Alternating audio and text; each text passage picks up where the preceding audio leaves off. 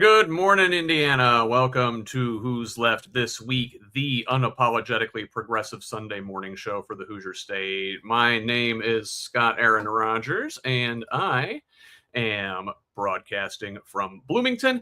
I want to say a great show that we're about to have this week, but it is a heavy show we're about to have here this week.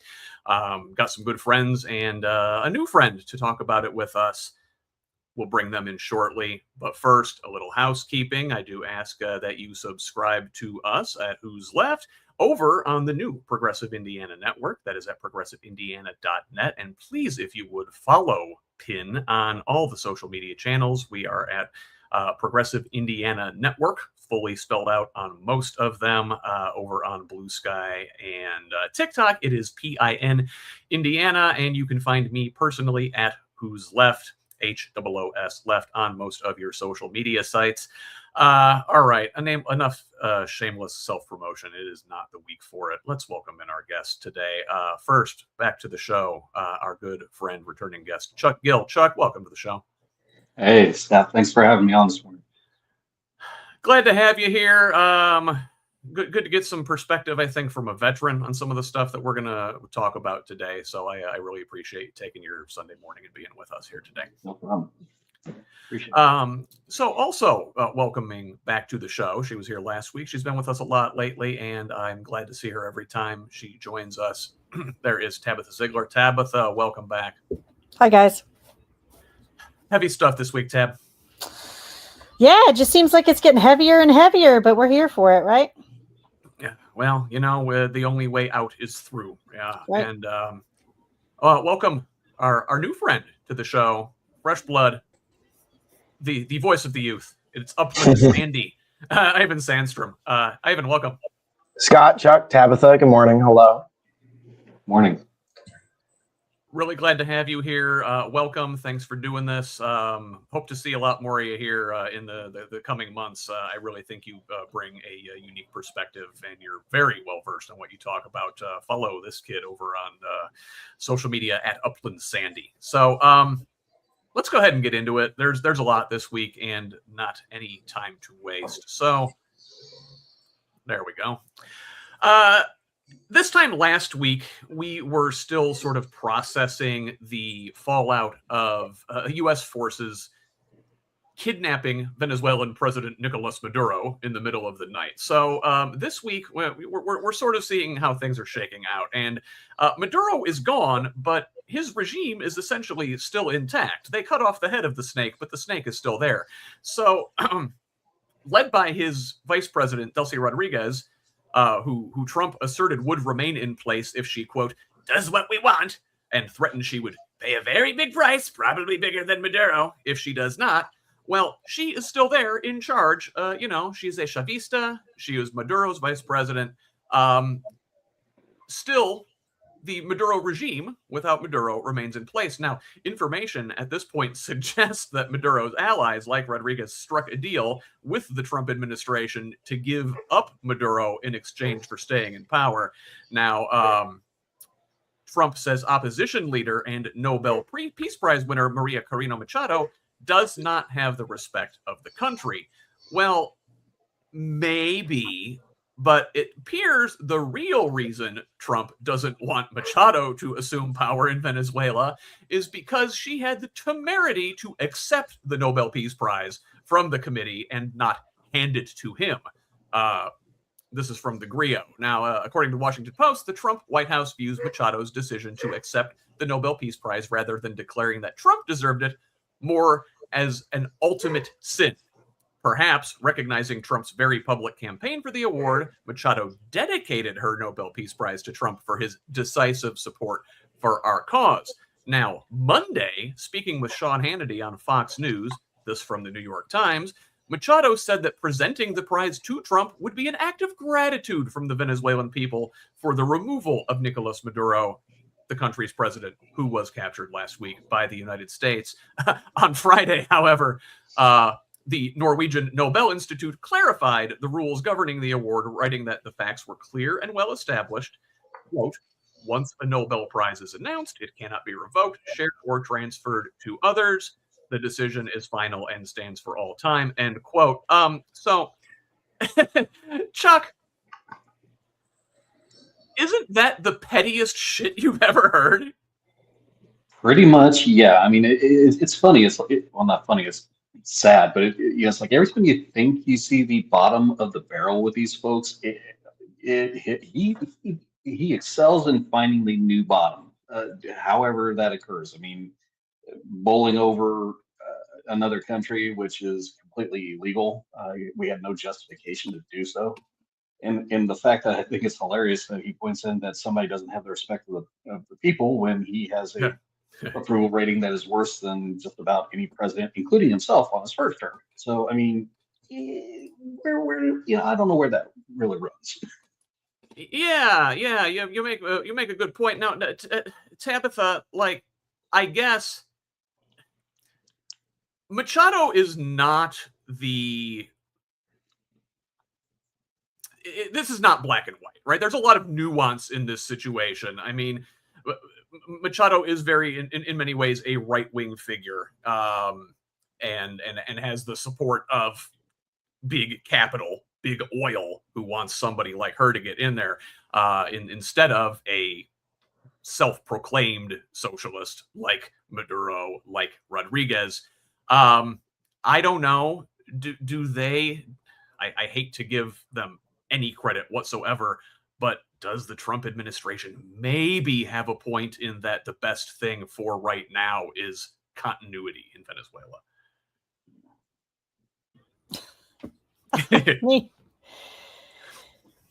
Let's see if my memory serves me well. So his sitting vice president was recently in Russia, right?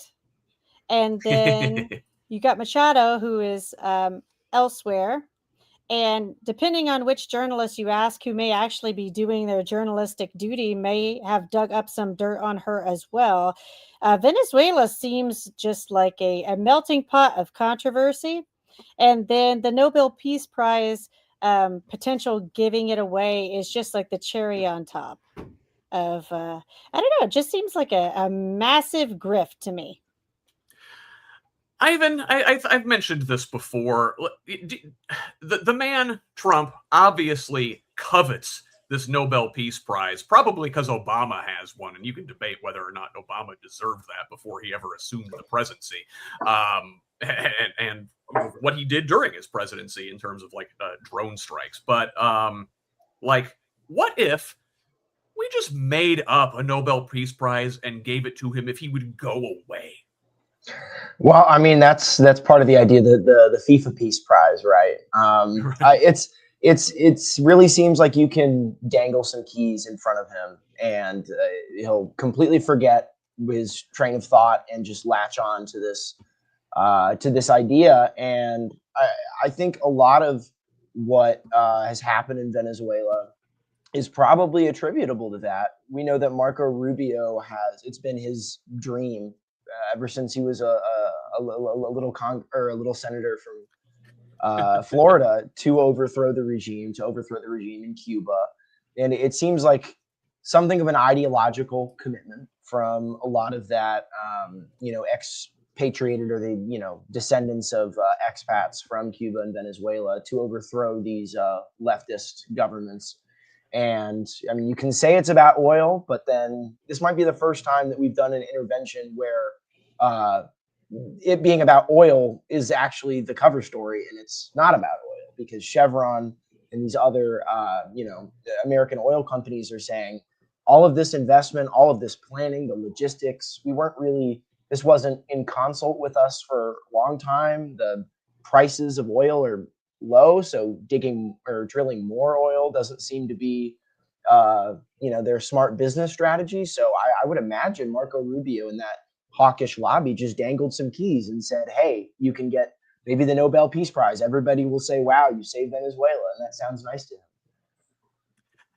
Yeah, and about the oil. So, Trump had a bunch of oil executives to the White House earlier this week. He said he's seeking $100 billion in oil industry investment in Venezuela. Now the chief executive of Exxon, Darren Woods, said, quote, We have had our assets seized there twice, and so you can imagine to re-enter a third time would require some pretty significant changes from what we've historically seen and what is currently the state, calling the country, quote, uninvestable. Now, the story they paint about having their assets confiscated is a bit of a stretch, but I don't want to get into that. You can dig into it. I've got a good fact check from Snopes in the show notes over at progressiveindiana.net if you subscribe over there. And like you were saying, Evan, it would require a lot of investment. The Venezuelan oil is just not that good. It is heavy, dirty, sulfuric crude.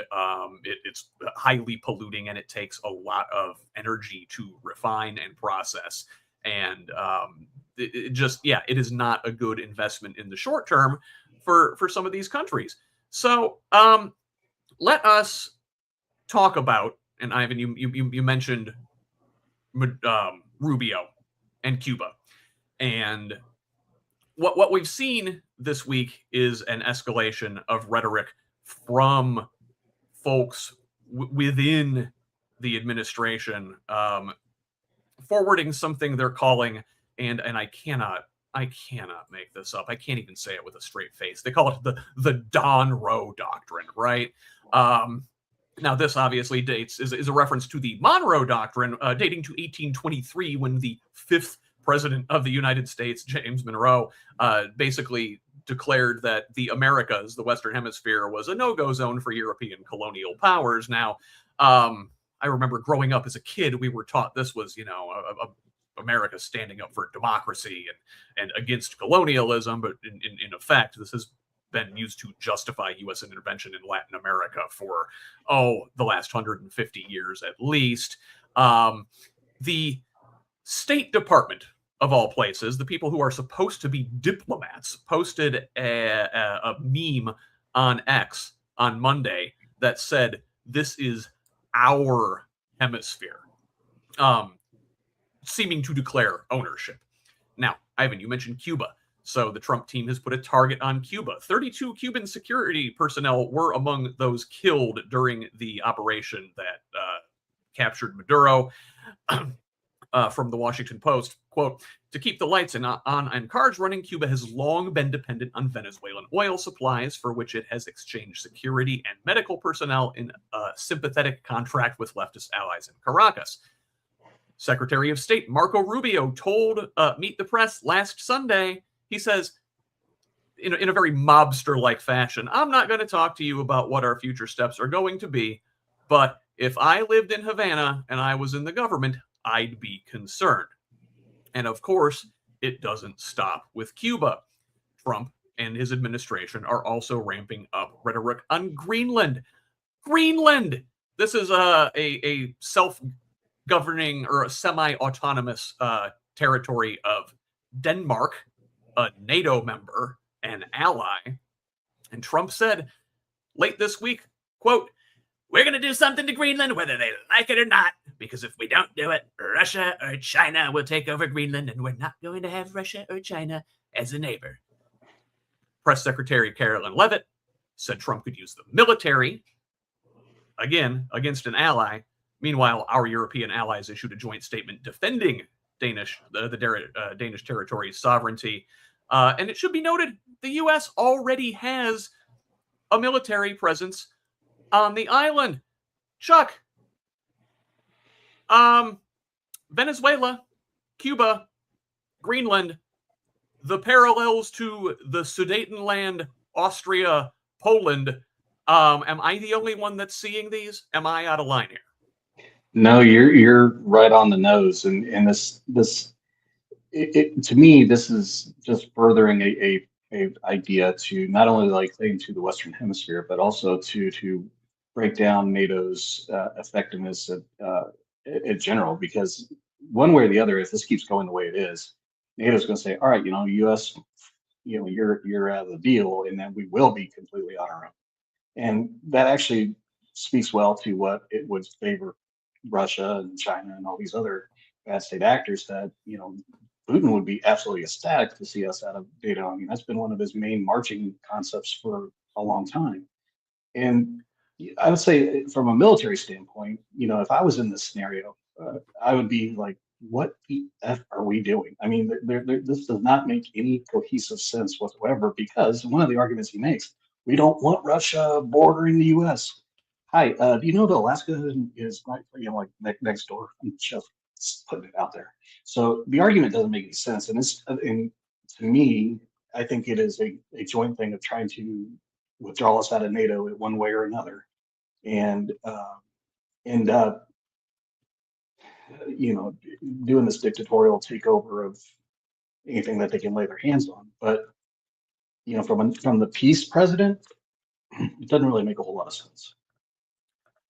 No, it doesn't. And Tabitha, are you familiar with a gentleman named Alexander Dugin? Alexander Dugin is a Russian philosopher. Folks often call him the brain of Putin. And if you read a book called Geopolitics, I don't know if there's an English translation. I take my I take this from other folks. I've not read it myself. But a book from, I want to say, 1996 called Geopolitics basically gives a step-by-step explanation of how to destroy the West, how to destroy the United States, and break it apart, set it upon itself, and basically balkanize us the way we balkanized the former Soviet Union. And boy, like it is going to a T. Well, the fact that we do a really good job, or that we have for the last 40 or 50 years, trying to do everything we could to not educate our public and make sure that they have no sense of civics. Man, anybody that's been paying attention could see this happening for a while now, but this is just accelerating. Greenland really concerns me, not just for the military reasons, but for the civilian population there. I mean, nobody's having a conversation about what the Greenlanders want. And anybody that is paying attention to what they are doing on the ground is very clear that they don't want to be a part of the US. And why would they? I mean, being a part of Denmark, they have access to the healthcare system, like they've got maternity and paternity leave, like elder care. They've got European care. They have no interest in coming over to ours, especially whenever we're cutting healthcare for people. Not to mention that we send someone from Louisiana, of all places, to, talk with the Greenlanders and represent the US.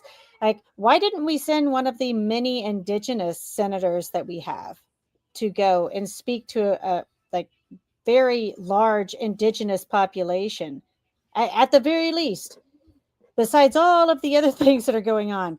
I just think that this is just imperialism at its finest. There's nothing new about this. They're just, slapping some social media campaigns on it, and they're like, yippee, look what we're going to do to Greenland. And they're trying to do the big hurrah about it, like they did with Vietnam. And Yeah. this isn't that. Like, it's not that at all. Well, and you can debate whether any of that was a good idea, but I've not seen naked imperialism like this from us before. At least, if you go back to the Bush administration in Iraq, they had the decency to lie to us about what they were doing.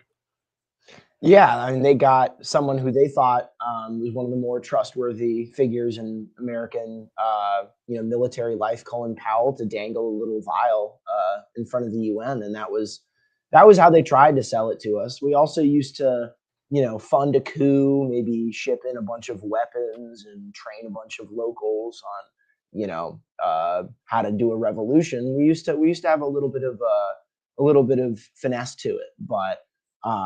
Yeah, it's quite naked. I think you said it really well. But also this whole idea that we've got our hemisphere to dominate, and our position at the same time is that Taiwan, right across the South China Sea, that the Strait of Taiwan from mainland China, that it's our position that the Chinese should have no influence or control over the South China Sea right in their own backyard. And we're also funding proxy conflict in Ukraine right in the backyard of Russia.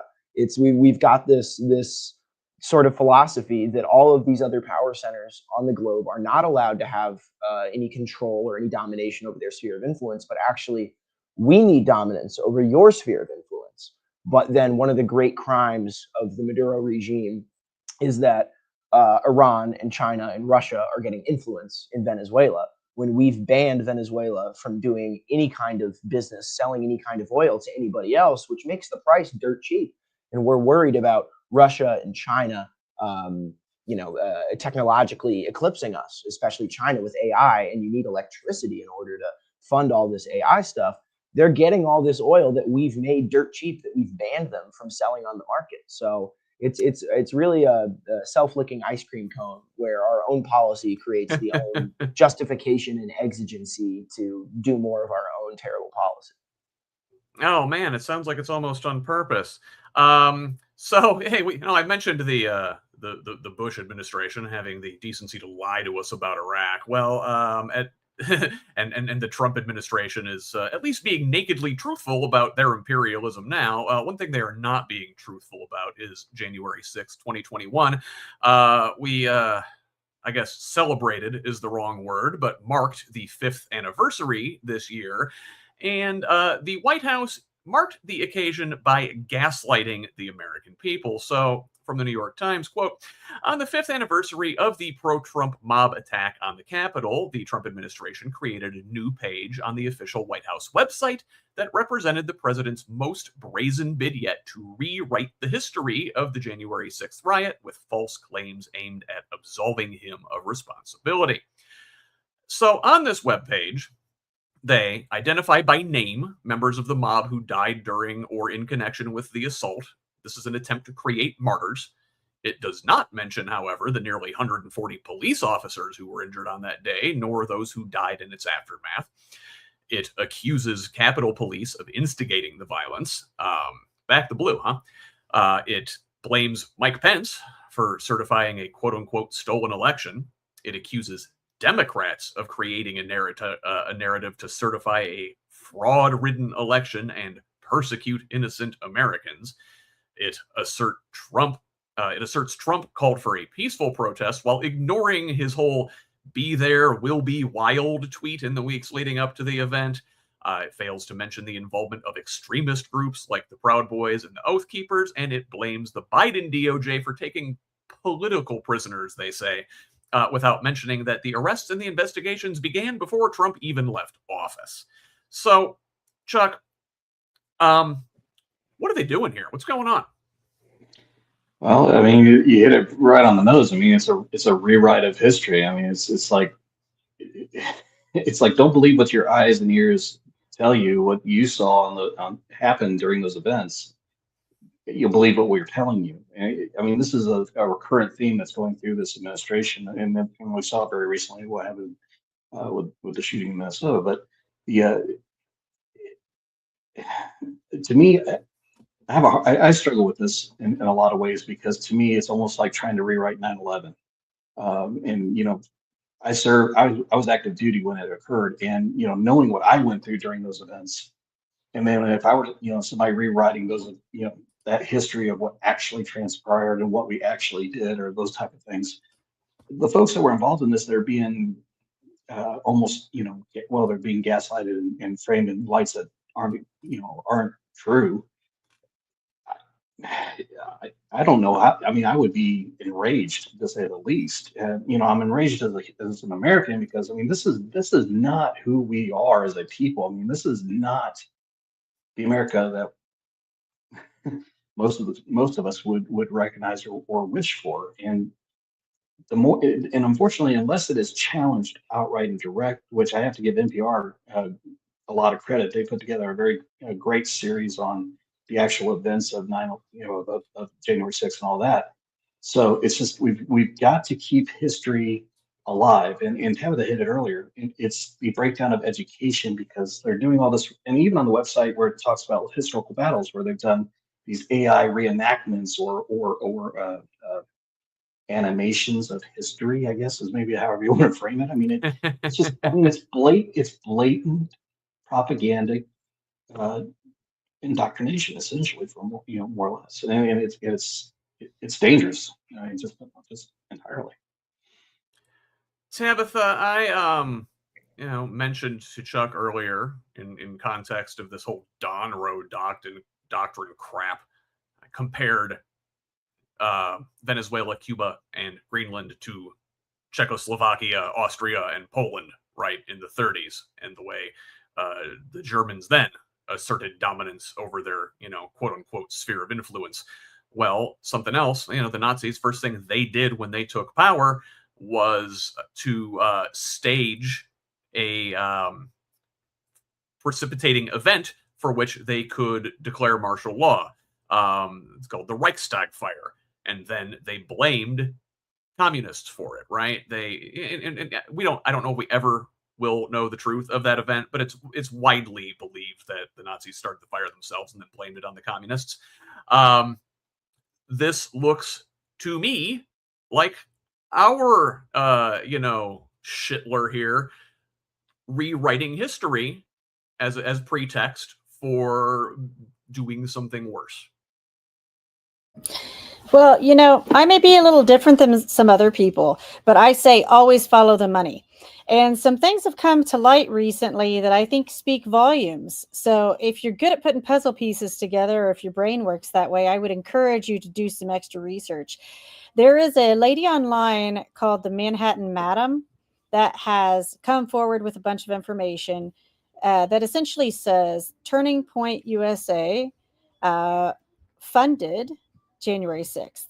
So of the $650,000, I think it was, $450,000 of it was provided by Turning Point, which Charlie Kirk and Erica Kirk were a part of. Charlie's not here to speak for himself anymore, obviously, but Erica's sure making her rounds still. And I would say people like that we need to pay attention to, because, she just recently gave I think it was the Indian ambassador. She had helped inaugurate the Indian ambassador, and it was one of her friends. It's a really weird story for someone that has so much access to the White House, and some of these other people that have a lot of access to the White House. I don't know. Like, a lot of people died. A lot of people got hurt on January 6th. But I think there are a lot of people that don't care about that and were highly motivated to bring in people that they wanted to install in our government to help grift. There's a lot of stuff going on there that there might be some truth to. It's worth looking into. I would say follow the money. It certainly seems like the establishment of this country, the wealth class, is perfectly willing to go along with this gaslighting that Tabitha is suggesting. Yeah, I think I've got my algorithms, my news diet actually centers a decent bit of right-wing, intra-right-wing, like inside echo chamber discourse. And they're actually having some degree of, mostly on the fringes, but having some degree of skepticism about Erica Kirk too. In the wake of the assassination, how she stepped up into a really public role and like an executive role at Turning Point. She like hosted a documentary that was produced by the CIA about if an EMP attack hit America. And so it's at least very clear that she's been some sort of, I don't know if operative is the right word, but connected into intelligence and kind of a deeper level of the American establishment. I wouldn't want to say anything definitive, but I think there's a wide degree of skepticism from across the aisle about her. And I think I also take, I guess, a bigger view on January 6th, obviously, like in the micro, like it's an attack on American democracy, on anything that we claim to hold dear, all of these conventions and traditions of the peaceful transfer of power. All of that said, I find it very interesting that the federal law enforcement protection this is not an indictment of, obviously, of any officer or anybody who was there defending the Capitol. But on a more logistical basis, it seems like there were some shortfalls that can be attributed to incompetence. But sometimes you got to see, how did this precipitating event that further puts America into two separate information spheres that don't communicate with each other. You've got Trump and his administration signaling to their people, here's this, completely revisionist way of viewing this, while you've got another half of the country that says, oh my God, are you telling me to believe my lying eyes? And it's looking like another half of the country is believing their lying eyes, or is rejecting their lying eyes. That's to me the more insidious part, is that the further and further we drift into having these completely fundamental and incompatible understandings of recent history, the harder and harder they make it for us to rally around things we all agree on, like economic justice, like getting corporate power out of our elections. I think these are things that 99% of people agree on. But then as soon as you start talking about somebody who you feel is this cultural icon that's fighting for you in the sphere of the culture, versus this is somebody who's I've got my identity opposing, and for righteous reasons. But I think that's the further insidious part 5 years down the line of January 6th, is that it's made it so that we are just not able to talk to each other, even more than we were 5 years ago. Yeah, and we're about to see another example of that here. So I want to talk about what I think we would probably all agree was the most important story this week, and we're going to go to Minnesota. Let me set this up a little bit. So the Trump administration has been targeting Minnesota and other blue states, but especially Minnesota at the moment, withholding social safety net money from 5 states over trumped up fraud concerns. It was California, Colorado, Illinois, New York, and of course, Minnesota. These targeted programs include child care subsidies for low-income household, TANF assistance for diapers and clothing, and social services block grants. Now, that was on Tuesday. They announced this policy. On Friday, a federal judge did block the administration's efforts to withhold these funds. The Biden appointee not ruling on the legality of the freeze, but did say the 5 states met the threshold to at least protect the status quo while arguments are made in the court. Now, the administration got a metaphorical scalp in Governor Tim Walz, dropping out of his race for re-election as governor of Minnesota. Republicans sought to tie Walz to this child care fraud case, with some right-wing provocateurs suggesting Walz is personally involved despite zero evidence. Walz says, quote, "Every minute I spend defending my own political interests would be a minute I can't spend defending the people of Minnesota against the criminals who prey on our generosity and the cynics who prey on our differences." He said that on Monday. But they claimed a metaphorical scalp in Walz. They actually killed somebody on Wednesday. On Wednesday, an ICE agent, later identified as Jonathan Ross, shot and killed 37-year-old poet and mother of 3 Renee Nicole Good during an encounter. Agents gave Good conflicting orders, one telling her to leave while another told her to get out of her vehicle. Footage shows Good attempting to speed away, swerving to avoid Ross, who positioned himself in front of her SUV, contrary to his training.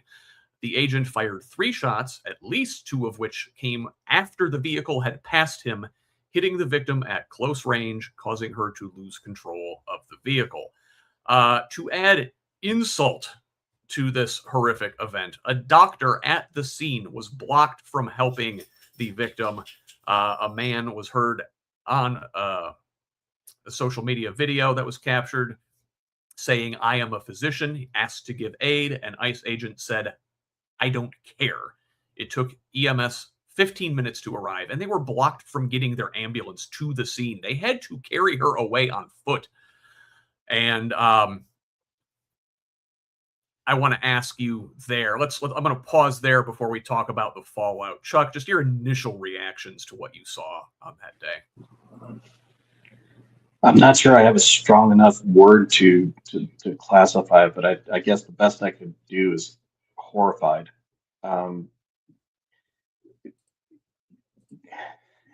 the fact that any shooting, any loss of life is obviously a tragedy. In some of these cases, we've kind of thought because we have these untrained people that are out there, this guy can't claim that. He is a vet. He's been around the game long enough. He's been a law enforcement officer. He's done all these things. There was no need to withdraw his weapon. I know from my military experience, there are rules of engagement. There are rules for the use of deadly force. There are very strict guidelines on when you can and when you cannot do that, especially on the federal side. And that guy didn't even care. He was just outright drew weapon first and didn't even bother to ask questions later. In fact, saying what he did after the shooting, I'm not going to repeat the statement because it's just, I can't. But just the blatant. I don't care that I just did that. In fact, don't I feel like a big bad boy for exercising, pulling out my measuring stick, so to say.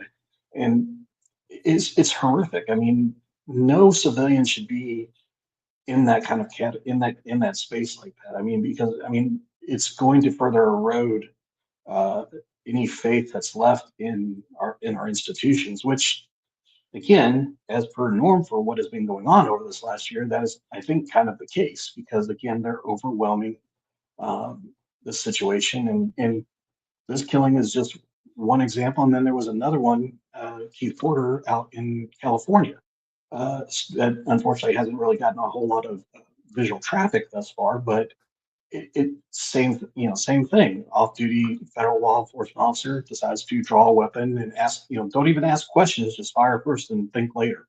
That is not responsible gun ownership. That's not responsible firearms training. We went through so much to learn that you can only do this in these circumstances. And in fact, the DOJ has a directive from 2014 that says, thou shalt not do this unless thou is in this place. You don't get much more clear than that. So there is no spin to this. And the fallout reaction saying she was a domestic terrorist or she was, this, that, and the other thing is all complete. And I'll use the mayor of Minnesota's words, bullshit. I mean, it is a complete bullshit. Tabitha, this guy, I guess, has had run-ins before. Like this summer, apparently, he got dragged trying to reach into somebody's car and drag him out of a car. Like this guy is a loose cannon. I think he wanted this. He's been looking for an excuse to do this, in my opinion. Well, how about you? What do you think?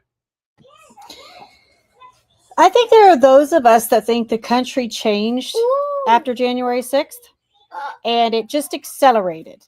And there's been an anger that has been brewing. And for those people that are like Proud Boys and all these sorts of, right, this was the perfect opportunity to really unleash some hate into their sphere. And I don't think he's alone. I don't think this is clearly not a one-off. Now we're using deadly force.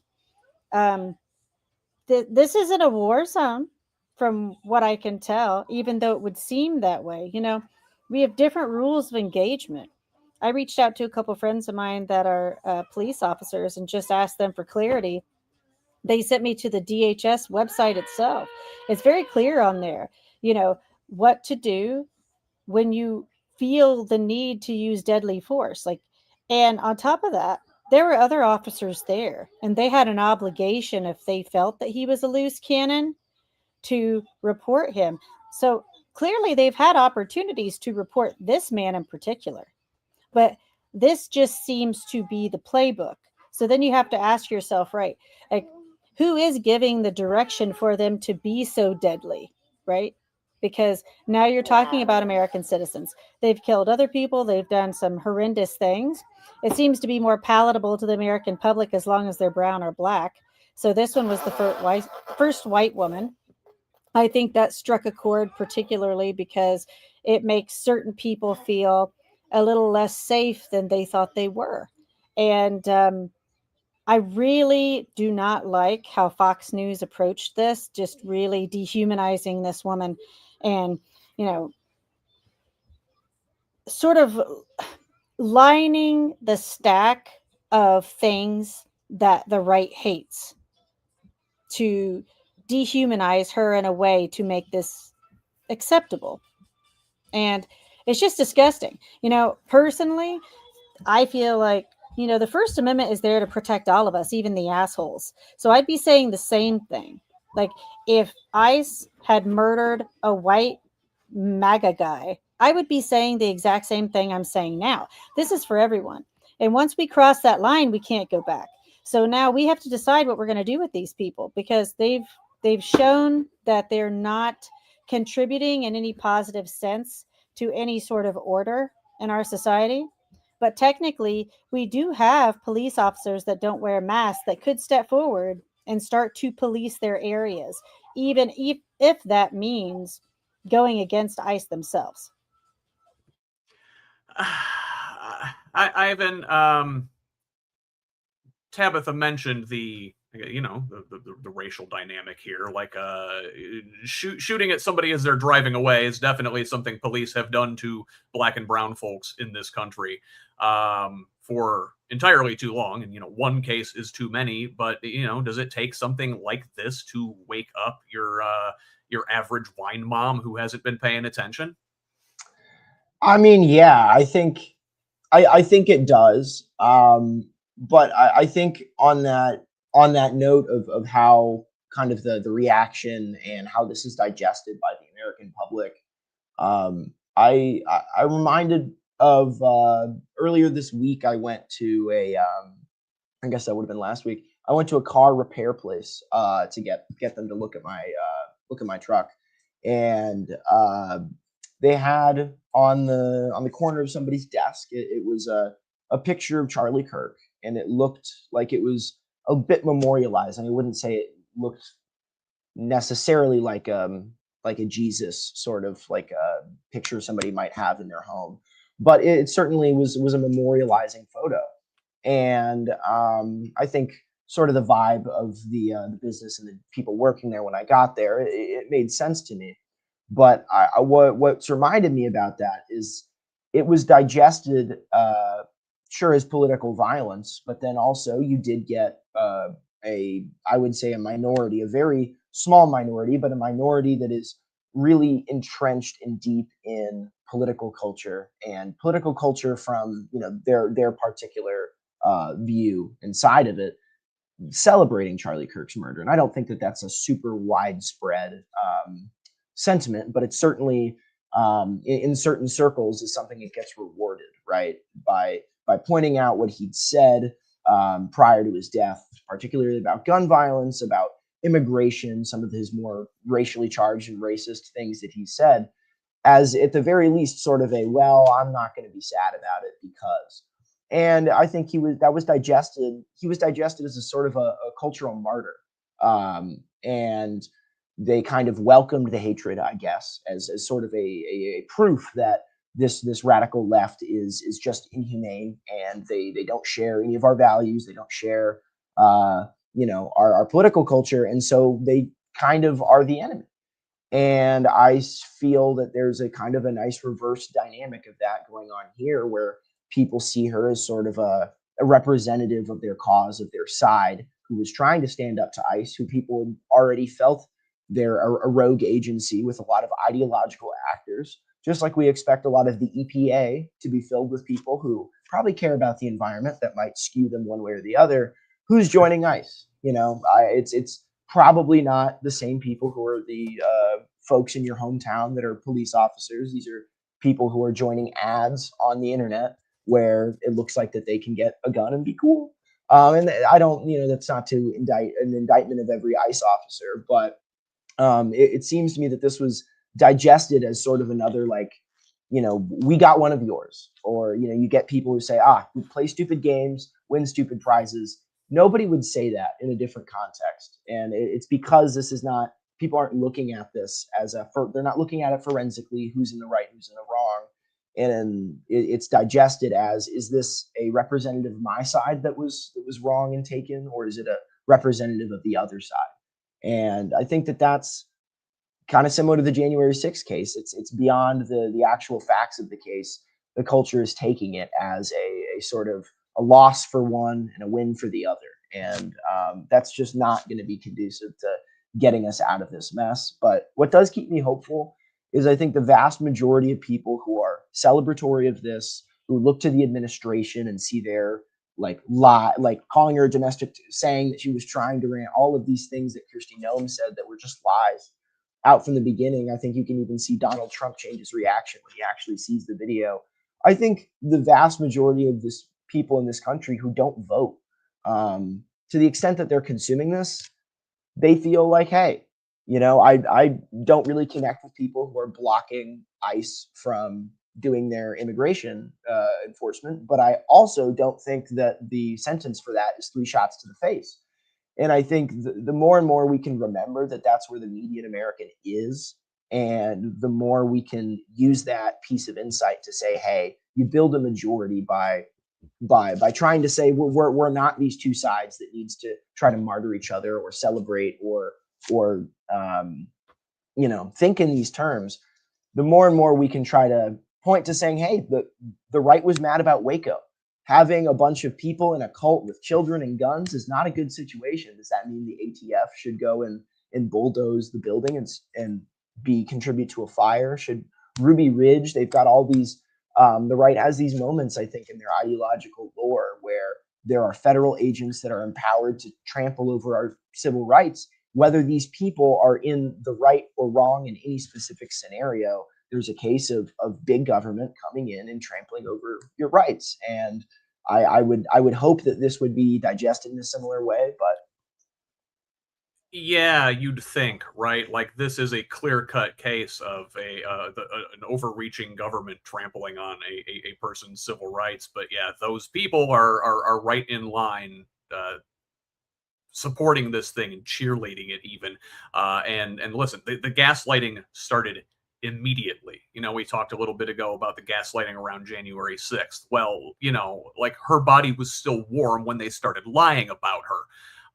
So this from The Guardian, and I'm going to quote several lines from this article. So the victim blaming began almost immediately after news broke of Good's killing on Wednesday. Tricia McLaughlin, Assistant Secretary of the Department of Homeland Security and a regular spokesperson for ICE, declared in a post on X that one of these violent rioters weaponized her vehicle, attempting to run over our law enforcement officers in an attempt to kill them, an act of domestic terrorism. A lie. She also said multiple ICE officers were hurt when videos of the shooting showed no such thing.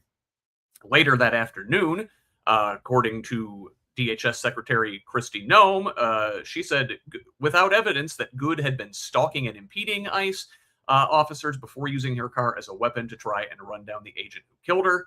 President Trump repeated the claims in an inflammatory post on his Truth Social platform, and in a later interview with the New York Times, adding the disprovable assertion that she didn't try to run him over, she ran him over. Again, we all saw the video. Not true. J.D. Vance, the vice president, joined the fray on Thursday in an angry rant directed at the media during a White House press briefing. It was obvious to everybody, he suggested, that Good was so brainwashed by left-wing ideology that she was determined to kill a law enforcement officer. This is classic terrorism, Vance said. Everybody who's been repeating the lie that this is some innocent woman who was out for a drive in Minnesota when a law enforcement officer shot at her, you should be ashamed of yourself. I will state that Vance should be ashamed of himself. He used to know better. Finally, perhaps the most disgusting of all, right-wing Fox News host Jesse Waters attacked her personal life in a segment on Wednesday night, pointing out, quote, pronouns in her bio and that she leaves behind a lesbian partner and a child from a previous marriage. Chuck, which one of those people is the biggest piece of shit? Oh, that's a tall question, but honestly, I think it is to state a narrative without really taking into account the facts of what happened is just it's I don't even know if I have the words for it. I mean, the irresponsible, stupid, just despicable, however you want to frame it. I mean, you could list the adjective. I mean, Jesse Walters is not one of those people that I would go to for any kind of factual based information, just for the fact the guy is a complete putz. But and that may be insulting to putzes everywhere. But I mean, it's it's close enough. But you just can't look at that fact. You cannot look at all that information and then say that what they have said. I mean, it is quite literally trying to tell the public, believe what we tell you, not what you see. And this is how fascists work. They tell you that we know better than you do. You don't know what you're doing. And again, it all plays together in that same narrative, and we've seen it repeated so many times. Now, the fact that this case has been so widely recorded and is out there in the public sphere, will it start degrading some of this stupidity? I hope. I don't know how far I can hope on it, to be perfectly honest, but Yeah. I would think that Well, we throw an idea. And Chuck, we again, we talked about the gaslighting around January 6th. We talked about the gaslighting around Renee Good. We're never going to get the truth in this thing because the FBI is freezing out officials in Minnesota, right? The Trump administration blocked the Minnesota Bureau of Criminal Apprehension from investigation, saying they couldn't be trusted to conduct a fair inquiry. Initial plans to coordinate, as is normal in such cases, right, was scrapped on Thursday by Kash Patel's FBI. State and city investigators are collecting evidence independently. Now, Patel has diverted thousands of FBI employees to support ICE officials. Experienced FBI agents had previously warned this could create a conflict of interest in cases just like this. FBI, ICE working together side by side on things like this. Tabitha, they can't possibly conduct a fair and impartial investigation. I don't think so. And when all of this was going on, I always kind of used my grandfather as my barometer for manhood, if you will. And I just heard my grandpa's words in my ear, and he's like, "These aren't men." And then I finally saw someone say it, because my grandpa was a veteran as well, so I have an enormous amount of respect for veterans. So finally saw a Vietnam veteran say it like it was, and it was crystal clear, and I think it addressed it just as it was. Not that it necessarily had to be a man that said it, but I think that it comes across a certain way when you have a Vietnam vet speak certain words to your face about how he feels about your activities, and specifically saying that he's saying it to your face. And my grandpa was that kind of guy, and I was raised around a lot of guys like that. I'm deep in MAGA territory, and I feel like the way to talk about these type of things is to go back to that way of explaining things. People will understand that. It's like, hey, I don't know, what would your grandparents have said? The ones that participated in, World War II, Vietnam, Korea, what would their opinion have been about this activity? My grandpa, I can't say exactly what he would have said because he was a very colorful guy, but he would have called these guys out and been like, you know what? No real man is going to shoot a woman in the face, period. Let alone when they're not threatened, let alone when they don't have a weapon, let alone when you can see stuffed animals in her car. I just think it's ridiculous. Like any argument on the other side, and as a lesbian myself, it doesn't matter who you sleep with. Some things are just basic. And to dehumanize people like that, I don't know. I think we're backsliding a lot with some of these things, and our way of appealing to the other side, if you will, is to rehumanize them and say, hey, you know what? I realize you're angry. I realize, you need somebody to hate right now. But remember back in the day, you guys didn't even do business that way.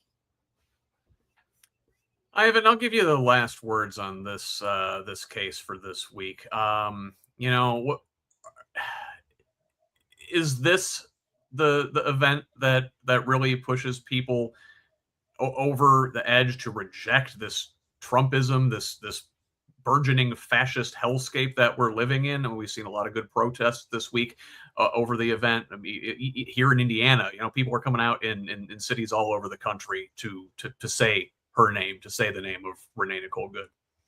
Yeah, I think we're at a time right now where the popularity of immigration enforcement has hit an all-time low, which comes from a time just recently, right before the election, where support for immigration was at a relative high. I think that the administration has put it in the minds of the American public that immigration enforcement looks like masked goons in unmarked vans coming in, like hog tying like a bunch of grandmas that have been in the country for 30 years.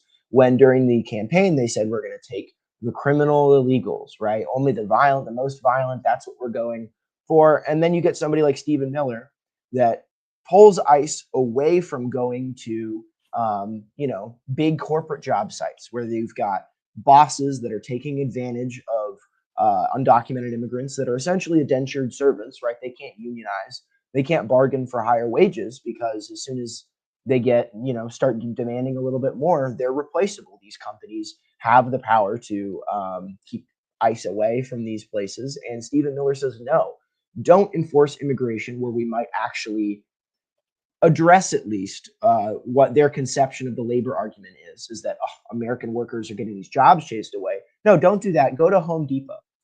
Go do performatively cruel things so that you can get somebody like Jesse Waters to say something inflammatory. And I want to go to something Chuck said about Jesse Waters being a putz and stupid. I honestly think he's smart, but he's a paid propagandist is the point. I don't think he's doing any sort of analysis of the video and giving his heartfelt thoughts to an audience. He knows that the niche that Fox News has is selling people blood pressure medicine by getting them angry, sitting at home, maybe reclined in a lazy boy, driving people's blood pressure up so that they go on Twitter, so that they maybe go in this YouTube chat. And the enemy is not the bosses. The enemy is not the person who's making sure that their blood pressure medicine is unaffordable because it's great for their corporate profits. They're not mad at that. They're mad at us. And I think there's examples, all across American political life. But that's the insidious point, is that Jesse Waters is playing a role. But if he wasn't there, somebody else would know, oh, I can get a primetime slot on Fox News if this is how I carry myself, if I say things in this way. Because that's ultimately the point, is make the advertisers happy, further drive the American public apart so that there's no political coalition that can actually change things. Yeah, so I guess, listen, about political coalitions, right? I don't know what it's going to take for some people. I think we've laid out a pretty clear roadmap here. We've given detail just this week in America, the first full week of January 2026 in the United States. We are threatening Western Hemisphere neighbors. We kidnapped the head of state of a sovereign nation. We're threatening allies. We're making up stories about historical events, rewriting history, gaslighting the American people. We've got masked thugs in unmarked vehicles, secret police, right? Show me your badge. Who are you? Who do you work for? What, you can't do that with these guys. They are not accountable like your local police department. Say what you will about your local police department. They have problems. But when are we going to say this is fascism? I've got too many Democrats who don't realize the severity of the situation we're in. They think, oh, we're being divisive in pointing out what is plainly in front of us. Republicans like Ron Paul came out this week and said the F word himself, okay? Rand Paul has given some pushback. Tom Massey has given some pushback. I need anybody who still is comfortable putting an R next to their name to draw a line. I can't reach across the aisle and pretend to do bipartisanship with somebody who will not say enough is enough. They need to call for their president to resign. They need to disavow him. They need to remove him from their party. So I don't know. Chuck, what's the line? Is this fascism? Absolutely. It absolutely is. And, like we kind of talked about earlier, fascism doesn't start all at once. And it really has solidified. And if people don't see that it's a government of the few for the few instead of being run by the people, the government's trying to run us. And if you don't see that in this, in this very straightforward case, it says, this isn't even so much, Trump, because everybody wants to call out the Trump derangement thing. Okay, this is a cohesive plan that has been working forward for quite a period of time, and we just haven't, it's happened slowly enough to where we didn't realize we were losing the battle until the battle was already pretty far down the road.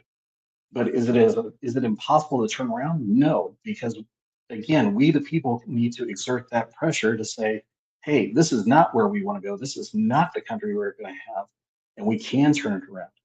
I mean, we used to train our personnel back in 1945 to understand what fascism is. I mean, it's a little hard to classify every now and again, but I mean, when it comes right down to it, it's literally the few governing everyone. And it's not the way it's supposed to be in our society. It's supposed to be we, the people, governing ourselves. And, there's a line from a popular movie, the government should be fearful of the people, not the other way around.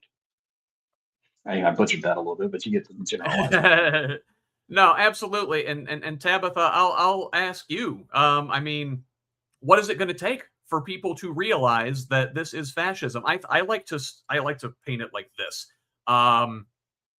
This is not the Wizard of Oz, okay? It's not some like reverse Wizard of Oz where your house is lifted up from 4K 2020s and dropped into black and white 1930s Auschwitz or something, right?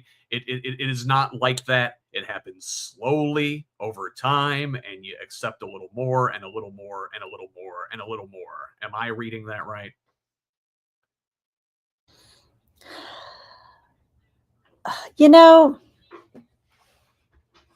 My parents are MAGA. I come from a very red area. Like, I'm speaking from experience here. Like, half the reason I'm doing this is because I'm trying to appeal to members of my own family before it's too late. I feel like there are people in my own community that I grew up with, that I respected, that I don't want to throw them out with the bathwater. Like, I'm not doing this because I'm like, I'm right. We have to be right. I'm doing this because we need to save our nation and because I care about my community and I care about my neighbors. And at the end of the day, we're all Americans. And I do think that it's a small faction that is whipping us up into a frenzy. But if you were to pull some of the things out and really speak to people, which I do on the regular, you can't say when people have been brainwashed by Fox News and things like that for as long as they have been, it's hard to have a conversation with them if you start with things like fascism. It's just too much for their system. So it's like you just have to ask them just normal questions. Like, I don't know, like I can use my grandfather, for example, to appeal to someone in that type of fashion and be like, hey, I don't know, like, seems a little messed up. Like, what do you think your grandparents would have thought, knowing maybe that their grandparents were veterans? I don't think we're going to get anywhere. If the objective is to save the nation, we're not going to get anywhere by polarizing, because outwardly, our enemies like Russia, that maybe even our president likes to rub shoulders with. I do think it was a shock to the system for regular Americans to see us have veterans roll literally out a red carpet for a war criminal. But you can't say it like that to the other side. You have to say things like, how would you feel if Illinois rolled up tanks to the border of Indiana and said, we're going to take it? And they'd say, we'd play hell. And so you have to appeal to people like that. And I don't know. I, for one, would welcome our Chicagoan overlords. Yeah, no, I understand, right? But if you're appealing to someone from like that like deep guttural place of, you know, I'm a Hoosier and I believe in Hoosier things, if that is like very extreme right for them, find the humanity in it.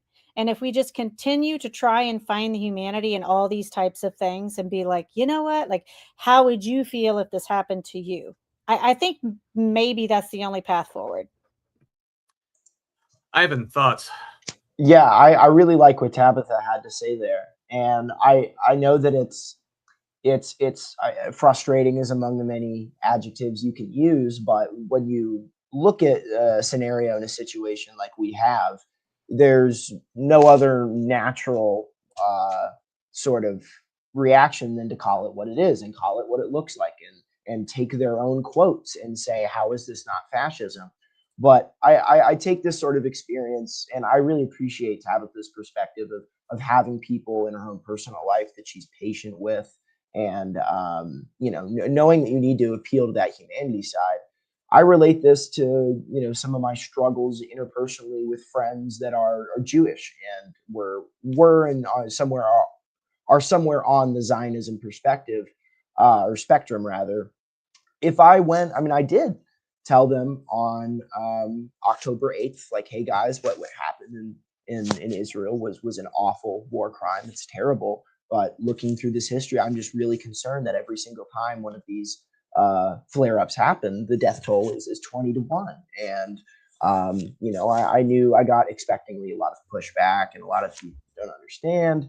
But if I just came out and said at the beginning and was insistent that they called it a genocide or saw it as a genocide, I think I wouldn't have 2 years down the line these people saying, hey, I'm back on Instagram and TikTok, because before I would just see people who before were signaling their membership to the right causes. There was Black Lives Matter. They were mad about Trump being elected, and now those same people are kind of participating in a cause against something that's held very near and dear to me.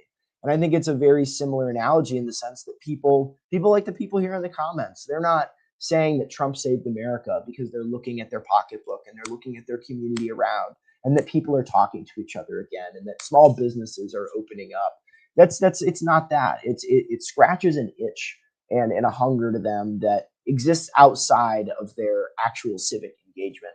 And I think the way you do that on a personal level is 100% humanity and empathy and patience, which is a hard ask of most people. And I think it's something that you need to model and invite people into rather than demanding, because you're telling me to not be frustrated and angry about something that is transparently fascism. But then on a wider lens, I think you get Trump and you get this takeover because you've got a very vocal minority and then an apathetic majority. And you saw somebody like Obama in 2008 winning Indiana because the circumstances were very clear, but also he ran on a platform of hope and change.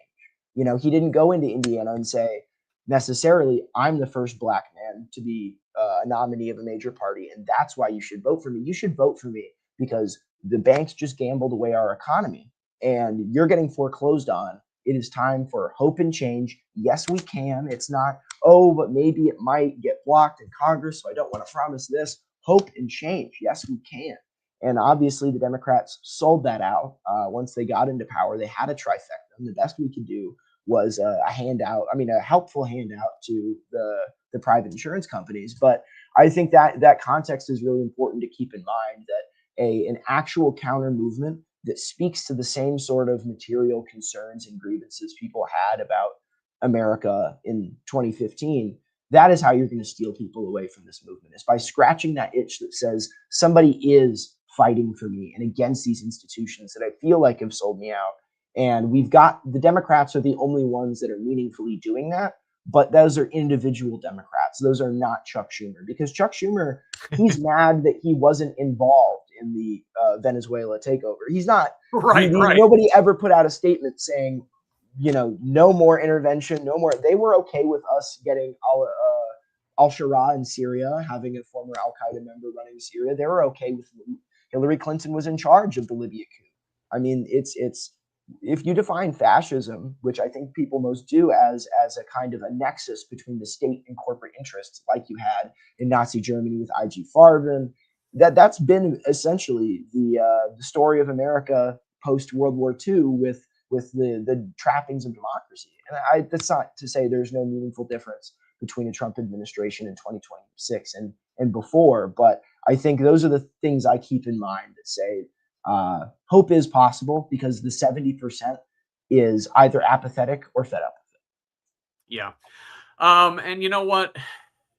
There are signs that even some Republicans are beginning to get fed up, and we saw a little bit of this week. So, Scott, can I for just say one example, thing too? yeah, go ahead, Tab. I think it's important to tell people, like, living in a red area, the feedback that I get back about Democrats is this: they feel like they're uppity and they think that everybody is stupid. And you cannot approach people that way. Like my grandfather, he had like an 8th grade education. And I think he was one of the smartest men in the world because he practiced humanity. And these people are not stupid. You just have to appeal to them in a way to lift them up, not drag them down. There are a whole lot of people with advanced degrees in Congress, a lot of lawyers, and man, for all the schooling they have, there's a lot of idiots in that room. But again, a couple of them this week maybe saw some light, maybe saw an opportunity to push back. So the House this week passed a bill to extend healthcare subsidies in defiance of GOP leaders. The final vote was 230 to 196 after several Republicans joined on the discharge petition, bypassing Speaker Johnson. Now, this bill moves on to the Senate, where a small bipartisan group has been working on an alternative plan there. On average, the more than 20 million subsidized enrollees in the Affordable Care Act program are seeing their premium cost rise by 114% in 2026. I know people whose insurance premiums have tripled. It's insane. Also, on the other side of the Capitol, the Senate pushed back on Trump's military threats against Venezuela with a vote on the War Powers Act. 5 Republicans there joined Democrats to advance the resolution that would limit the president's ability to use U.S. troops in Venezuela. The 5 Republicans crossing the aisle were Josh Hawley of Missouri, Rand Paul of Kentucky, Lisa Murkowski of Alaska, Susan Collins of Maine, and Indiana's Todd Young. Young, in a statement, said he supported the operation to capture Maduro because, we got to let them have a little fascism as a treat. But he was concerned by Trump's statements that his administration now, quote unquote, runs Venezuela. Young said, quote, "It is unclear if that means that an American military presence will be required to stabilize the country," adding that he believed most of his constituents, meaning us Hoosiers, were not prepared to send U.S. troops to that mission. Hey, Todd, you're right this time. Broken clock, right twice a day, right? Now, the War Powers Act, for what it's worth, was passed in the aftermath of Vietnam over President Richard Nixon's veto, though it has never actually stopped a president from engaging in military action. Congress hasn't formally declared war since World War II, even though we've gallivanted all across the globe, involving ourselves in, Korea, Vietnam, Iran, Nicaragua, Chile. I mean, honestly, the number of places we've got a military presence is probably it's shorter if I give you the ones where we haven't engaged. But Chuck, is this something to hold on to? Is this the guardrails holding a little bit? I mean, man, if they're by a thread, right? Yeah, it's by a hair, and the fact that they're just now starting to rebuke some of the, and it's fractional. I mean, they're making these small moves, and I hate to say it, but I want to say that while yes, that's the right move, but they also realize that this is politically toxic for them to be in support of what this guy is doing right now because of the vocalized backlash that the American public is putting out there. I am not a Todd Young advocate by any stretch of the imagination. The fact that he was a Marine still befuddles me on a certain light because he does not act in that vein, at least to my understanding of it. Um, but I think that yes, it is part of the system starting to fry. The question that resonates in my mind is this administration so far has not cared about the rules, either domestically, internationally. It's my way, highway. I don't care what anybody says. So I really kind of um, wonder, I guess, in a sense. Okay, Congress passed. I mean, they passed the Epstein law. To get the files out there, and yeah, that was followed beautifully. I mean, they don't care about the laws, and so how does the lawmaking body then exert its control? The only way it's really going to work, if they're really going to stand up for what's right, is to get this knucklehead out of the way and remove the entirety of it, not just the orange tyrant. You got to get all of it out and then start over again. And we'll see. No, like you said, you can't just cut out part of it. MAGA is a cancer. You have to remove the whole thing. And I think the sooner like certain Republicans understand that, the better. But Tabitha, like Chuck said, I mean, is this going to amount to anything?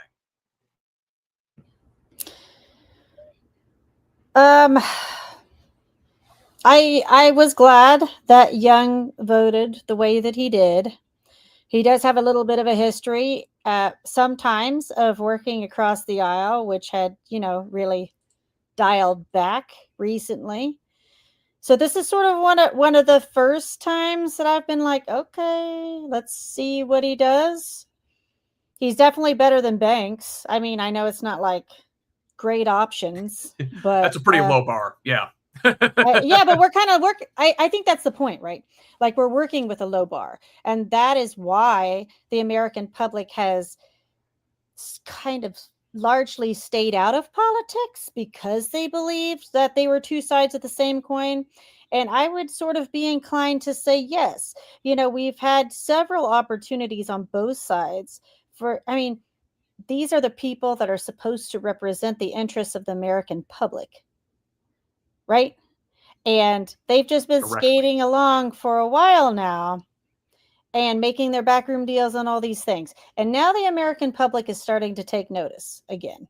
Not in mass, not the numbers we kind of want to see, but just like with the redistricting vote.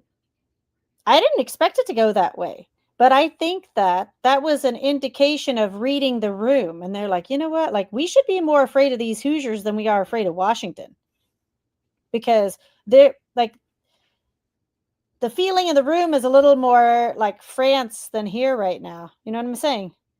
And I think they were a little scared, and I think they have a right to be. And now we just need to figure out a way to make the rest of them a little bit more scared.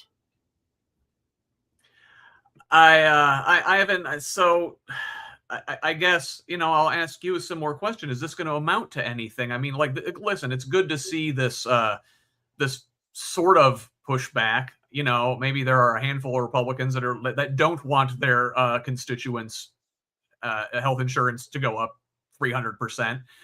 Maybe there are some, that are nominally libertarians that actually care about not engaging in regime change wars overseas. But, it's going to take more than a handful, right? Yeah. I first want to give you credit, Scott. Your transition from the last subject to this one was absolutely phenomenal and impeccable. That was just great showmanship. But I think what this is probably an example of is a dynamic that happens all the time in Congress, where these are show votes in a sense. I bet there's a lot more Republican senators than the 4 you said that came over. 5, yeah. 5, yeah. I'm sure that there's a lot more than that. But what they wanted was just enough to get over that line and to get it passed. And this is what you get with Kirsten Sinema and somebody like Joe Manchin on the left.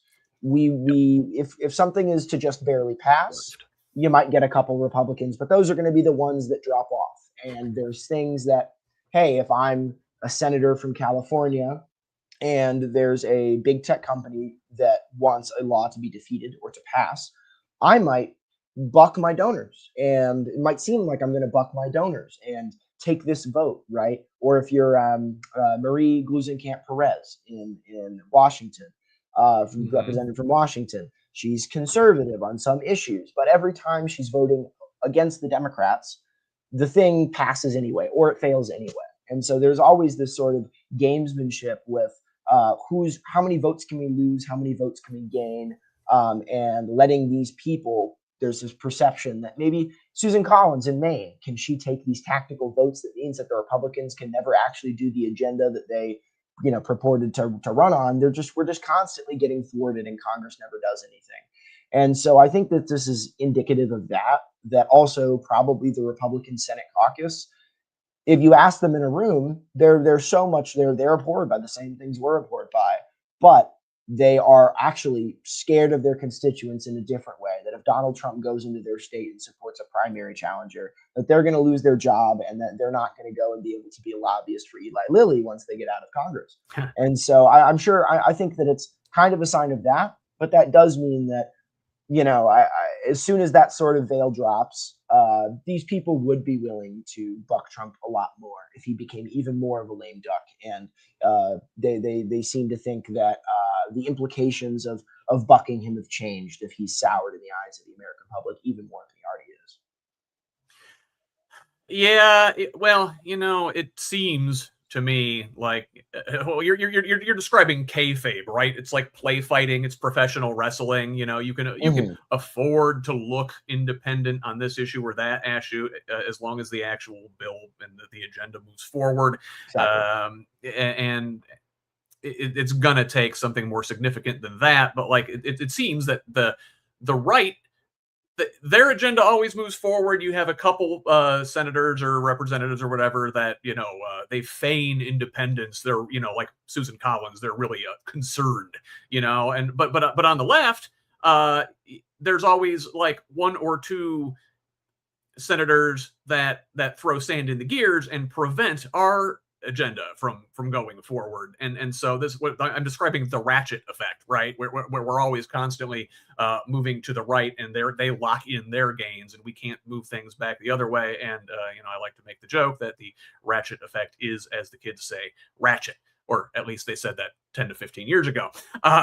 So I want to stay on Senator Young as we move from our national stories to our Indiana stories this week. And really, given the scope and severity of everything we just talked about, it almost feels like small beans to talk about like Indiana politics and what's going on in the state legislature this week.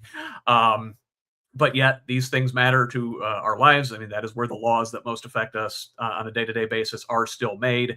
And we've seen that our state legislature, some of the Republicans in it at least, have a modicum of independence from Trump. So, I guess that's something we can latch onto. But I wanted to stick on Senator Young because he actually sponsored the bill that I'm going to talk about now. So Indiana won national drone test site designation. Senator Young spearheaded this effort. Indiana and Oklahoma were chosen as new sites in which private companies, universities, and military contractors can undertake drone development and testing. Existing drone sites already exist in 7 other states. Indiana's bid was sponsored by the IEDC. Withhold comment on them, and Applied Research Institute. The boundaries of this site are still to be determined, but are expected to encompass a wide swath of the state, from Purdue all the way down to southern Indiana. And Young pointed out, he pointed to this designation as proof that President Trump would not, in fact, punish the state for failing to redraw congressional maps at his behest. Chuck, concerns? Excitement? What do you think about Indiana being a drone test site? Yes. I mean, I guess in a certain way, I guess if it's the idea to bring a ability for people to have good jobs and build these things that are usable in certain areas. I guess that's a positive thing. The questionable use of how drones could be effective in various areas, either domestically or abroad, that's a whole nother that's a whole nother show there upon itself. But I kind of, one of the thoughts that ran across my mind with this is, okay, we've got this thing coming in. They talk about crane and this large swath of area. Is this a leap type construct just in the idea of now a national defense contracting, like, so it really makes me wonder what this looks like in its entire, when it comes to actually, things coming into the state. Um, Again, okay, resources, how is that going to look with all this other demand that we have? Are we going to have to limit one thing to serve another? Is it going to call for increases in data center construction? I mean, these are all concepts that we kind of have to be observant of. And as I've said in many areas, and I know people that have probably heard me say this, they're sick of it by now, but resources are not infinite. We have to be very cognizant of what we are bringing in, how we are using our resources that we have. Water, again, that's my area of expertise, that water is not this infinitely abundant thing that is just going to poof out of the air magically. I mean, there is I don't know, Chuck, you just described rain. Yeah, I did just put that one out there, didn't I? My bad. Okay. Meteorology aside, so let's put it that way. Groundwater resources. I mean, we don't have, we have to be careful, and in the state legislature, in the federal government, they don't care about natural resources, because with the whole deregulation of everything that they're pushing for, clean water, clean air, these things are just not priorities for these people because they see it as an impediment. They don't realize that there's actual investment opportunities in those spaces if we were to go down those roads. So back to the general point, is this a good thing? It could be if it is done in a responsible way, but responsibility is not one of those things this administration is necessarily taken to heart, to be perfectly honest. Yeah, well, they mentioned like delivering life-saving medications as a potential use for these drones, and like surveying pipelines and stuff. That's great. I'm personally worried that they're gonna test them, test out like using them the way the Israelis do to drone bomb my house or something for being a dissident. But I guess we can't live in fear of that happening at this point.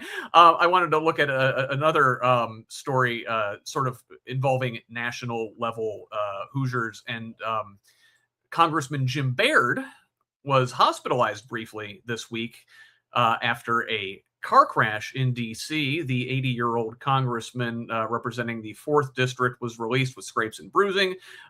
His wife required surgery and is still hospitalized, last I checked. Now, Baird's hospitalization, as well as the recent passing of Representative Doug LaMalfa of California, as well as the resignation of Marjorie Taylor Greene of Georgia, highlights the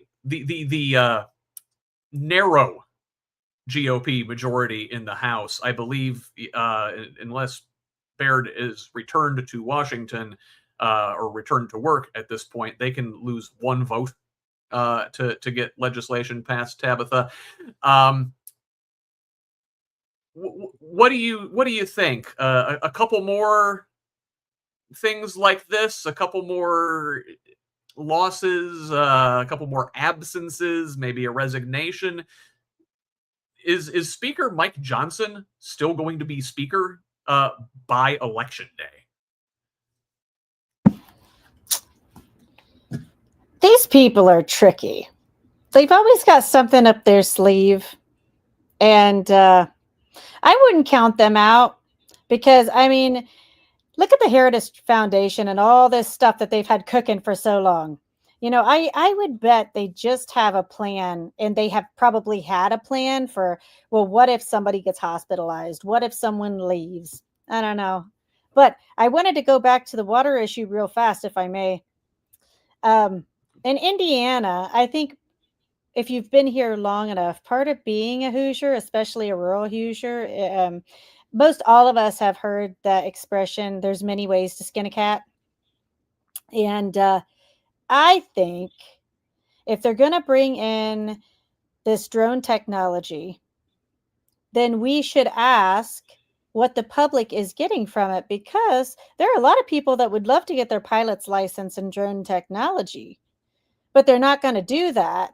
But maybe we should press them on that sort of thing. Like, right, we have new industry coming in. We have kids that want to go to college. We have technical schools. What are you offering up when you're bringing this here? And also with the water issue, I think it would only be fair if we're pumping this toxic water back into Indianapolis, because then they would start to care. Or maybe equally Well, yeah, disperse it. Carmel, Fishers, Noblesville. Yes. Yeah, maybe. Yeah, Yes. the Definitely make sure and hit the state house. I'm just saying, because fair is fair. And I think that's the sort of thing that Hoosiers should be saying right now. What's good for the goose is good for the gander. So don't come in the rural areas and think that people are so stupid that they're just going to allow this. Give them an alternative. Even if it's a hypothetical, doesn't mean they couldn't do it. They're going to pump this water somewhere, and they shouldn't be pumping it back into the reservoir. They should be pumping it to like the governor's house. Just saying. yeah, yeah. Give the Hoosiers, give the people what they want. Give them options. Regarding rural areas, Ivan, I don't know if you saw this. So on Wednesday, about 24 Democratic candidates for the state legislature simultaneously filed to run in rural and small town districts following a Wednesday State House press conference by the Indiana Rural Summit. Summit founder Michelle Higgs highlighted that Republicans in gerrymandered rural districts often run unopposed. So I think this is, I don't know if you're familiar with the work of David Pepper. He wrote a book called Laboratories of Autocracy, wrote a follow-up book as well. Actually, Pepper just was named as Amy Acton's running mate for governor of Ohio. So congratulations to him. I've met Pepper a couple times. Good guy. But anyway, one of the things he talks about in his books is the importance of making sure every race is contested. Giving people a choice, for so often I think Democrats have given up on rural areas and just let Republicans take them, and it's given us poor outcomes in rural areas. Ivan, do you think rural Hoosiers are ready to test a different brand? Are they over Republican supermajority governance? At least enough of them. If they are, I mean, this is the kind of organizing strategy that I think would precipitate that reality. And I think, oh wow, something Tabitha said earlier was that I think a lot of the identification with the Republican Party that you get in particularly rural Indiana does not come from people going down an itemized list of positions on. That's not how anybody generally develops their political identity and affiliations. It's this feeling that, particularly on the national level, Democrats look down on me. They think I'm dumb. The cultural and economic centers have shifted away from the Midwest when it was manufacturing towards the information, cultural sphere, this cosmopolitan stuff that I don't really connect with. And the way you're going to beat back on that is by getting representatives of those communities that say, hey, I'm one of you. And the kind of issues that I'm worried about is forget all of that. What I'm worried about is Mike Braun weaponizing the IEDC to line his own buddies' pockets. I'm worried about giving all of these giveaways to data centers, to big tech companies that are not based in Indiana, not based in the Midwest. They're coming here because they want cheap land and, people who they think will just get rolled over. And if you can get people that can say that loud enough in the right fora with the right strategy, that are going to the churches, that are going to the places of community and saying, hey, I'm not funded by corporate America. This, you as much as you might like the social positions of your current representative, I mean, look at their donations from Eli Lilly. Look at their donations from all the people connected to the IEDC. That corruption message, I think, is the reason people associate with the Republicans is that there's just not anything resembling a palatable Democratic response to them. And I don't think the palatable Democratic response looks like throwing all those all those social issues and just adopting the Republicans' position on them, because you're never going to win that battle with them. You have to redefine the game on your own ground in your own terms. And economic populism and anti-corruption is exactly the terms that we need to be defining it on. And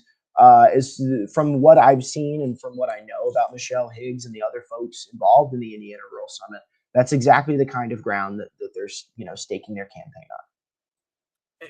Democrats used to dominate rural areas decades ago, but before the Civil Rights Act, and you could talk about the Southern strategy and Nixon and Reagan and all that. And but if you just look at the economy and talk about things from an economic populist perspective, you have to be able to tell people in these areas, listen, they're using the culture war stuff. They're dangling the keys in front of you while they're picking your pocket on the other end. I think that resonates people. And you don't have to abandon our cultural values. We don't have to abandon supporting marginalized communities, but we have to shift the conversation back to the economy. Hey, don't you worry about those people. Let them live their lives. What about your pocketbook? They're ripping you off. Ivan, you want to say something? Yeah, and I think a beautiful case study in that is not only is it unwise to your own beliefs and cause, but I think it actually damages your cause when you say, "Hey, this is my sincerely held belief, but because I don't think it's popular and going to advance my career, I'm gonna shy away or lie to you, or you seem like a slimy politician." You get somebody like Andy Bashir, who solidifies that trust with Kentuckians. He's brought a lot of jobs, manufacturing jobs, to Kentucky without completely prostituting out the state and giving them handouts and giveaways. But when he says, "Hey, I'm vetoing this piece of legislation, revolving trans athletes in schools," he says, "We might disagree, and I know that this veto is going to get overridden by the state legislature. I'm vetoing it in vanity. It's not going anywhere. But I still am going to tell you, even if I think this is going to be unpopular with voters, that this is what I believe, and I'm coming from it from this perspective." And I think as long as you've got that foundation of their shared economic interests and you feel like you're a fighter, people will honestly respect the fact. I mean, Donald Trump, not exactly the most conservative family values man, but they felt like he was Right. open and honest and showing his hand. And I think that people appreciate that only if they feel like you've satisfied those economic issues. So yeah, I would say that there's not only is it unwise to your own movement, but it undermines your own trust and your own chances at pulling this thing off if you come across as inauthentic and like you're just trying to triangulate where exactly the voters want to be. Keyword authenticity. Yeah, as unhinged as Trump is, you get the impression he actually believes the things he's saying. Whereas with a lot of Democrats, they're calculated. They don't want to actually commit to anything, and you got to own it. You got to be angry. I look at somebody like Graham Plattner in Maine is out there like furious, rightfully so, at the things going on in our country. So I want to move on. We're talking about these rural legislative candidates, and the legislature is back in session this week after a hiatus. They started the session early in December in an attempt to pass Trump's rigged congressional maps. Thankfully, those were defeated with the help of several Hoosier Republicans. Now, in the state Senate, the Republicans there released a very slim priority list of bills at the beginning of the session on Monday. Now, this is from the Capitol Chronicle. So Indiana Senate Republicans released a slim priority agenda. Sorry, it was Wednesday, targeting what they call waste, fraud, and abuse in Indiana's food and health care benefit programs. Senate Bill 1, authored by Senator Chris Garton of Charlestown. This is the same guy who last month gave a raging fascist fire-breathing screed in favor of that redistricting proposal at the State House. Also posted AI slop of himself beating up Santa Claus on Christmas Day. Like this guy is obviously down the right-wing rabbit hole, because here he is pushing the same waste, fraud, and abuse in social safety net programs that they're talking about up in Minnesota. It's just not there. Listen, if there's fraud, you prosecute fraud, but you don't cut off entire families and entire communities just to prove a point. So there was only one other bill highlighted by Senate Republicans, a Senate Joint Resolution 1, the second prong of a three-part process aimed to amend the Indiana Constitution. Our founding document in this state makes nearly everyone eligible for bail, but this proposal would allow judges to deny bail to anyone they deemed a, quote, substantial risk. So, yeah, more jail, more incarceration for Hoosiers. These guys are really committed to it. Now, on the other side of the hall, the House Republicans issued 4 bills aimed at taking on housing affordability, electric utility rates, government efficiency, and educational language. Not a lot of stuff in there. Again, very, very narrow priorities from Hoosier Republicans this year. Democrats, without much power to do anything, did issue their priorities for this legislative session, which includes, I'm going to read a list: eliminating sales tax on utility bills, making the Indiana Utility Regulatory Commission an elected body, banning spending in politics by utility companies, capping health insurance premiums by ensuring the State Health Insurance Commission considers affordability as a factor when approving or denying premium increases, creating a state health insurance exchange, keeping medical debt from affecting credit scores, creating a tax-free savings account for people saving toward their first home purchase, establishing a first-time homebuyer grant program funded by predatory real estate corporations, developing a public-private child care program to split costs between employers, the state, and parents, and keeping violent offenders off the streets and deterring violent crimes against law enforcement officers through sentencing enhancements. Now, Chuck, blind taste test. Most Hoosiers are going to say, oh, look at that. And then you say, oh, that's the Democrats. And they're like, oh, they're a bunch of libtards. How do you get over that? Well, I think Evan said it kind of really to the point, and I think we've kind of been hitting the general theme of you look at the priorities between the two constructs, and one's kind of favoring more restrictions, more taking away, more this, more those kind of things. Whereas if you talk to people on a humanistic level, and even if it's the hard thing, leadership is not always easy, and you have to be able to stay true to who we are. And I think as the Democratic Party, and I can say this for the candidates that we have here in Hancock County going forward, they're really focused on trying to make life better for everybody, not just a certain populace or an economic status quo. And however, in our legislature, with the things that they are focusing on with these various educational matters or various utility matters, or these things that they globally throw a lot of spaghetti at the wall and see what sticks.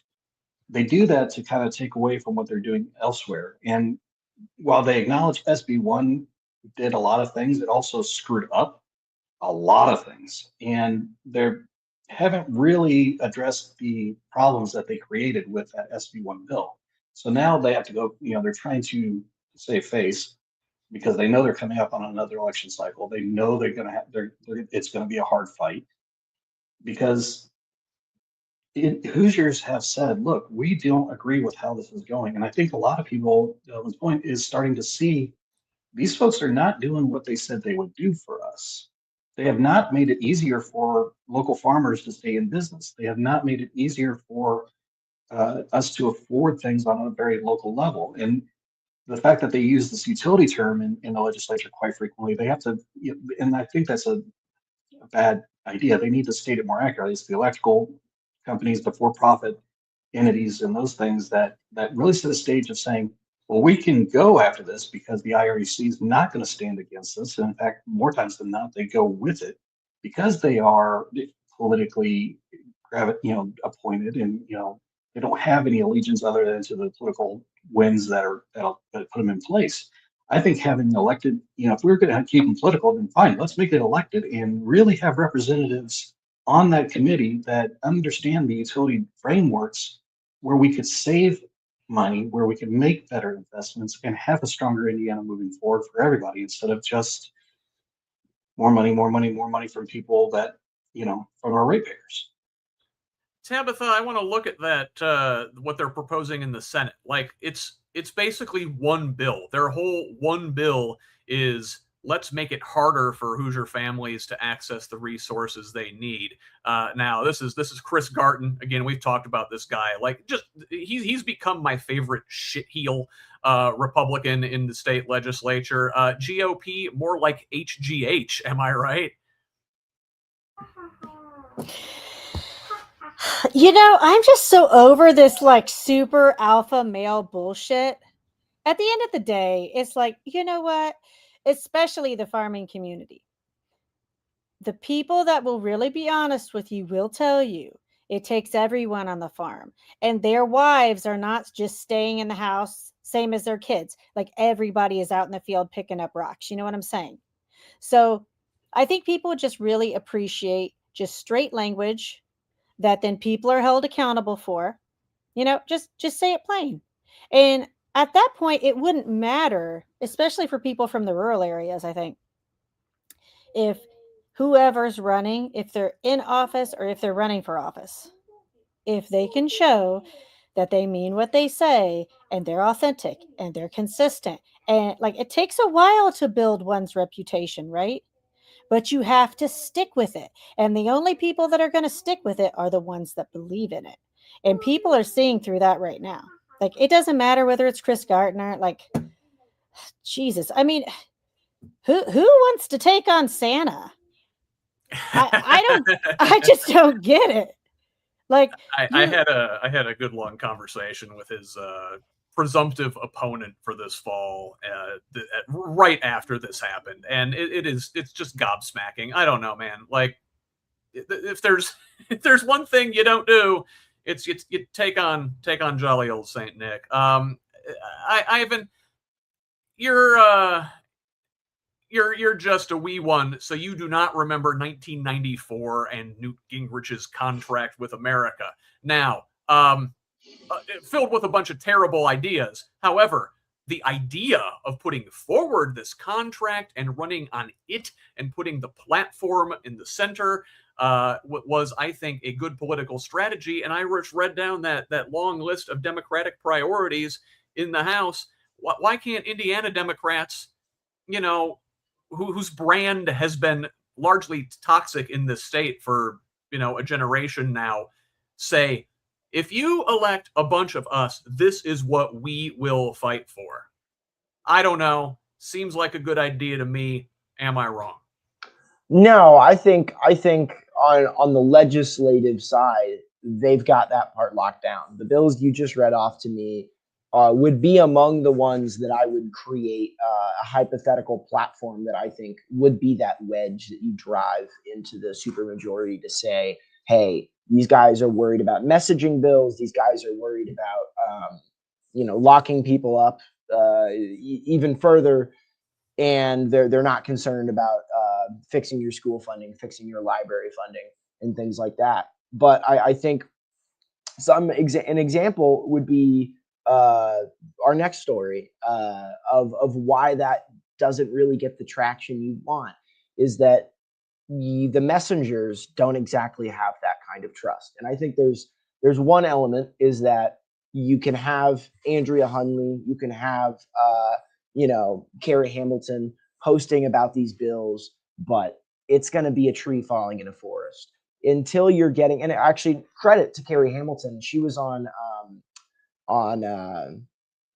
Rob Kendall's radio show, 93 WIBC Conservative Talk Radio in Indianapolis, talking about Mike Braun's Mid-State Corridor project that didn't get cut with all of the other Department of Transportation cuts going on. You need to get into fora and to information spaces where apolitical or, generally not super political, but maybe they vote or have some kind of, at least I'm not going to vote for the Democrats. I don't love the Republicans in this state. I think the way you got to get into these forums where people are actually shaping their political thought, and then that's where you put forward that sort of agenda.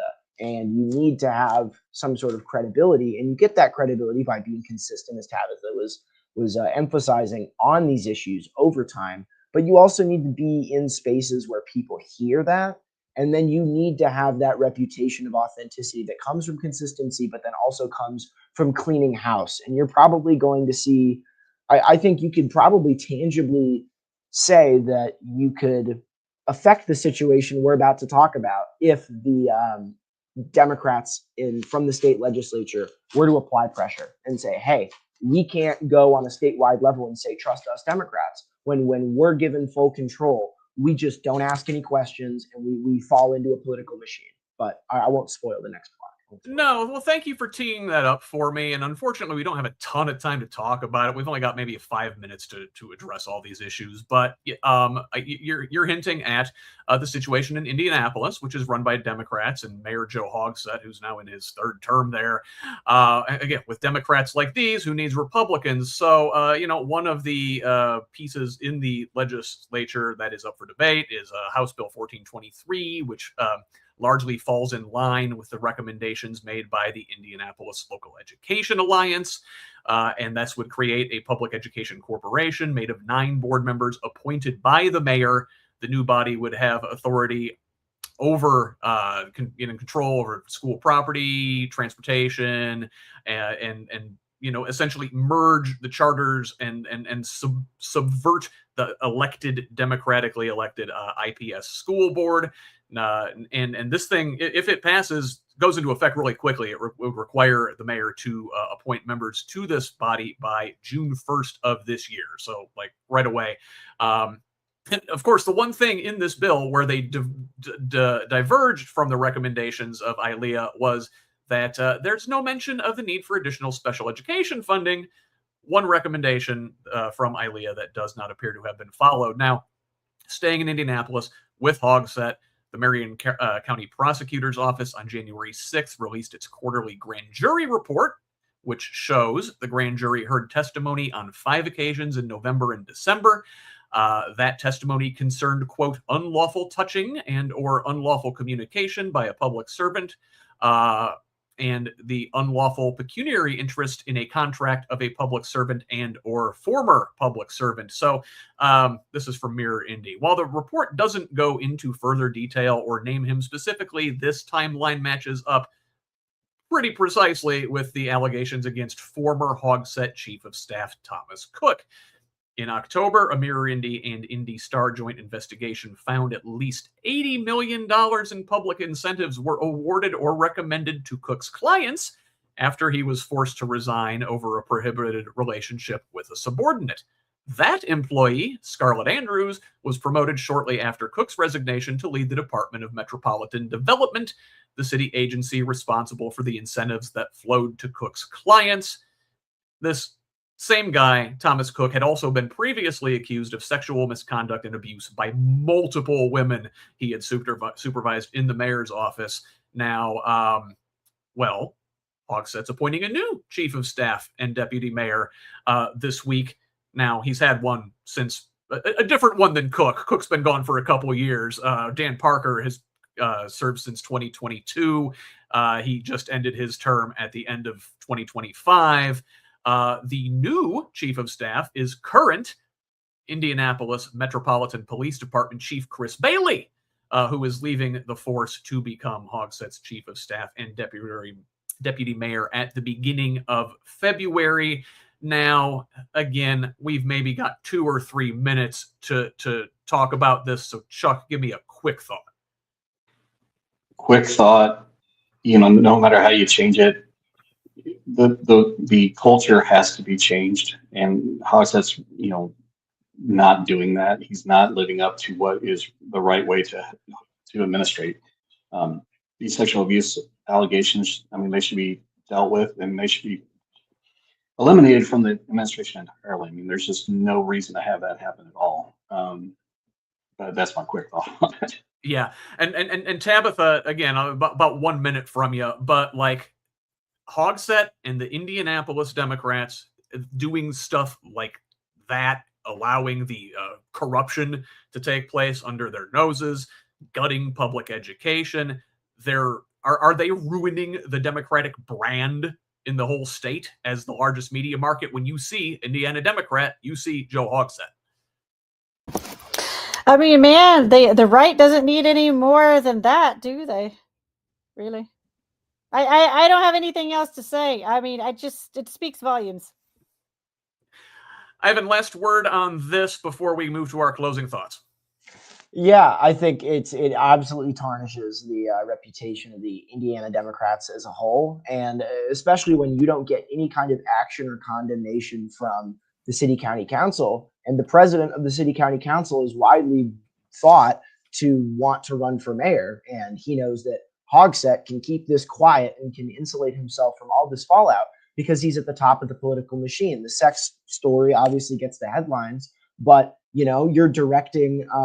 It could be financial mismanagement, and it can also be sexual misconduct. But when you've got power and you've got the ability to decide who you give benefits to that power, and you're Vop Osili, and you're the head of the city county council, you're going to kick somebody out like Jesse Brown, who wants to put transparency on this because you don't want Jesse Brown to mess up your chances of getting Joe Hogsett's machine and inheriting it yourself.